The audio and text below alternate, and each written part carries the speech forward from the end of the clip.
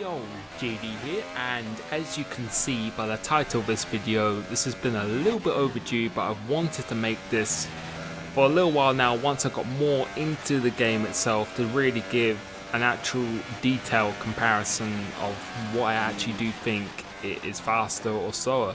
And we're going to be talking about the pad and wheel, obviously, because those are the only two devices you can use. And you can see in the webcam here, I'm using a controller for this because I feel I'm someone. Well, I played most of my gaming experience in F1 games has been using a controller for about 6 years. I pretty much used a controller.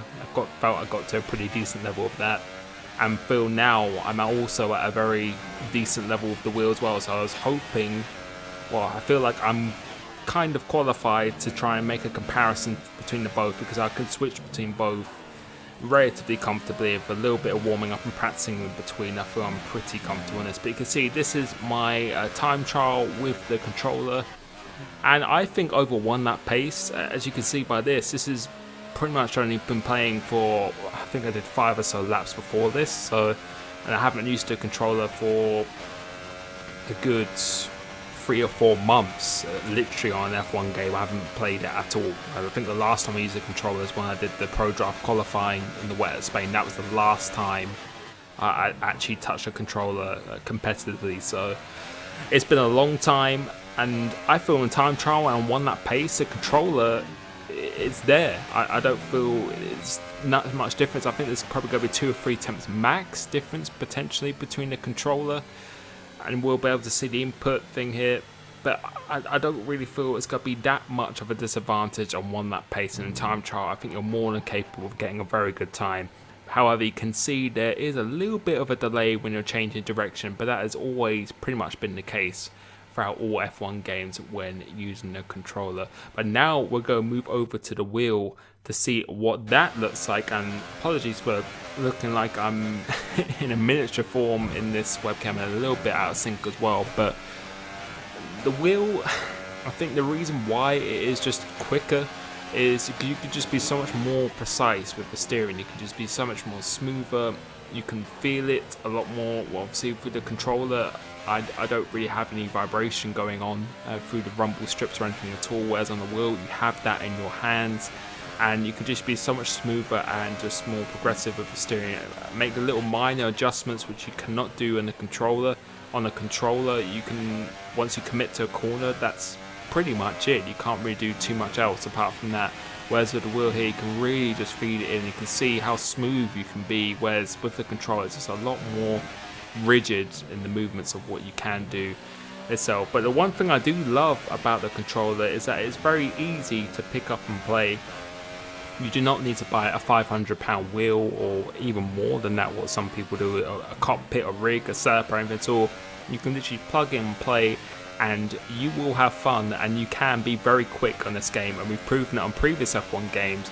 You can be very, very quick, so I love that aspect of it. It's a nice feeling. Just really after a few laps you can just get into the swing of it again and be nearly at the front level pace. I think if I did about half an hour practice, I think I could have got very close to the world record, which was a 28.8 round here at the moment. So that's not even that far away from what you can actually do. So over one lap pace, I think the wheel is slightly quicker because you can run a more of an aggressive setup. I did run exactly the same setup in both of these videos here today, but I do think the wheel has a slight edge because of just how smooth and precise and just the aggression, more ballast you can run with a setup. It's just a lot easier to catch your oversteer.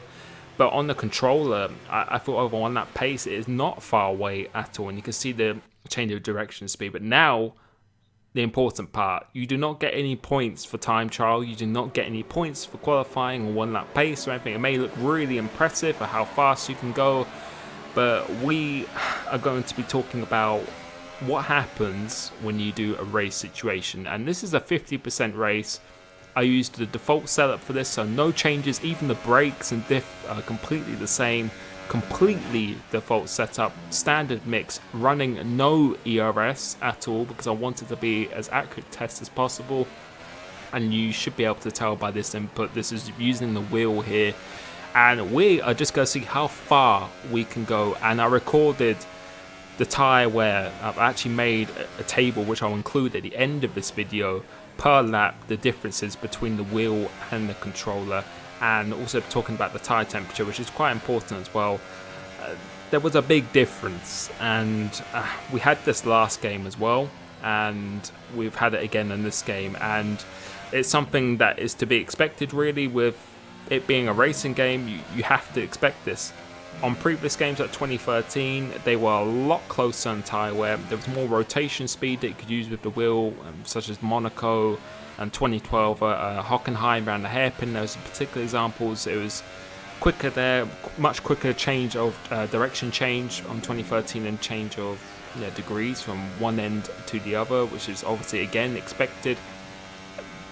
But here, if you're a controller player and you're looking to play competitively in the league, I think it's going to be very difficult for you to actually do well. So you can see here, this is my best lap that I did with the wheel here, and I was pushing quite hard. I wasn't maybe going 100% to the max, but I was pushing pretty hard to just try and get good tests, and you didn't see the lap there, but that was actually a 35.6 that we did, and you can see the wear 25% after lap 3 and lap 4, 34%, so it's going up 8 or 9% the lap, and you can see notice the wear between the front and the rear tyres are not really that different at all. There's not really too much of a difference, maybe 2 or 3% difference at all. And you can see the lap times after 6 laps are only 1.4 down on our fastest lap. But now, once you hit 40%, that's when you start getting a little bit of understeer. You can see here how much more understeer we are getting here. And again, the tyre wear a little bit more on the front left because it's a clockwise circuit, and just a lot of pressure has been put on that front left. But everything else seems to be pretty similar in the tyre wear at all. And you can see again, we're just getting more and more understeer now. But we're on lap 8 and we're still going at this point. And I think we're about 2 seconds slower per lap than what our fastest lap was. But that's not too bad considering we're on the ultra soft tyre as well. But we're going to be moving on to lap 10. We made it to lap 10. You can see critical zone now. 77% is our max on the front left, but all the other tyres are within 2 or 3% of each other at all, so they're quite equal. And even the 79 is only 6% difference. Tyre temperatures as well, the carcass temperature, it only started getting above 104 degrees after 5 laps, and anything above 103, 104, particularly 105, that's when it starts to become a little bit undrivable. So it got a little bit oversteery, but it wasn't really too bad. But the defaults there, you can see it's just more about understeer really. There wasn't really too much oversteer or anything at all. Locking up the brakes was a lot easier, particularly on the front left, which we will see around here. You can see going up to 82% now, but you can see the rear left has now got a puncture. So that's just before sector 3 at lap 10. You can see the tyre wears there. But as I said, I'll be showing you the full details per lap and the lap time as well between the two. So we were losing average about 3 to 4 tenths per lap from the previous lap, but now we are on the controller, and we're going to see what we can do here. So exactly the same conditions, default setup indeed, and not running any ERS at all, and we're going to move on to our fastest lap. But one thing I really do enjoy about the controller is, other than just picking up and play, and you can do relatively quick, whereas with the wheel, if you've never used a wheel before, it's going to take you a good month or 2 months to really get into the swing of it. And if you want to be up among the best, I think it'll probably take you a good few months, even to half a year to some extent, to be very, very good with the wheel. But one thing I do love about the controller is the braking and even the throttle as well, the traction. It's just I can just feel much more confident on the brakes. I can just go much more deeper. I just can feel it, depending how we have your settings. With me, I have it on quite a low feedback, but even if I have no vibration, which I had quite a lot of the time when playing F1 games on the controller, I don't know, it's just something about using your finger, just a trigger finger. I could just feel a little bit more accurate with my braking, and I'm not as nervous going deep into the braking zone than I am with the wheel. Whereas with the wheel, if you lock up, you can't feel it at all in the pedals. You have no force feedback in the pedals, where on the controller you do have some force feedback if you have it turned on, of course, to some extent at all. And on the throttle, again, it just feels really, really nice. And also the steering input, there is a steering assist, which again, does not gain you lap time in having more rotation or anything at all, but it just allows you to not hit that point where you understeer, because with the wheel, if you turn too much, it will then hit a point where you just understeer and the force feedback will go light, and it's very difficult to control. But as you see here, for example, once you lose the car or if you turn too much, you can't go further than that point, so you'll always hit your max degree potential, which will always keep you in line and will stop you from pretty much understeering at all. But you can see our fastest lap was not really too much different from the wheel. So again, a 1 lap pace on fresh tyres, it is not bad at all. But if you're starting to notice now, the tyre wear is significantly more on the controller. At this point with the wheel, it was a good 10% less pretty much on all tyres, or only the front tyres really were 10% less. But you can see there's a big difference between the front and the rear tyre wear, and the reason for that is because you just cannot be as smooth as you are with the wheel. And with the controller, you have to be a lot more rigid, as I said, a lot more aggressive, because when you flick your thumb, you can't choose to go 5 to 10 degrees. It's either pretty much 45 degrees or no degrees at all. You have to go either go full lock or no lock at all. There's not really anything between this, you can see here, which is the reason why you have much more front tyre wear. And over the course of a race, and particularly a league race, or even if you're doing career mode, you will find you are losing a lot of time. You can see we're 1.2 seconds down in the first sector alone, and you'll be able to compare the lap times.